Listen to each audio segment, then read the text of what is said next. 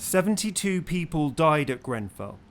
At the inquiry, an accusation that the makers of the flammable material on the tower knew their products would burn with lethal speed. The manufacturers, Arconic, Kingspan and Celotex, are little more than crooks and killers. These companies knew their materials were dangerous to life, and yet they marketed their products into an uncaring and under-regulated building industry, which spread them around residential buildings like a disease. To innovate.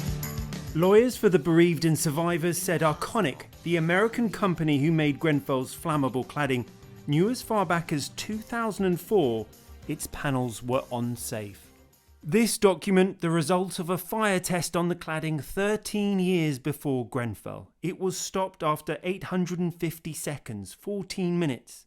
The result, it was not usable. They manipulated the testing regime to obtain high classifications for their products, prioritising sales over safety. Moreover, Arconic were well aware that their product was dangerous, their own word, on high-rise buildings. This email is from a senior Arconic executive in 2010, 7 years before Grenfell. He writes, "The shortfall in the cladding's fire performance is something we have to keep very confidential." The person who wrote this email is someone called Claude Verler. It emerged last week that he's one of the 4 Arconic employees who are refusing to give evidence at the inquiry. Celotex is the firm that made Grenfell's insulation. In 2013, 4 years before the fire, it was also questioning whether they should sell their product because in the event of a fire, it would burn.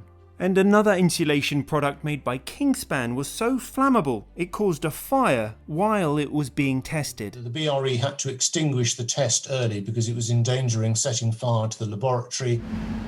All 3 manufacturers deny any wrongdoing and say their products were safe if installed correctly. The hearing continues tomorrow. Rags Martel, ITV News, at the Grenfell inquiry.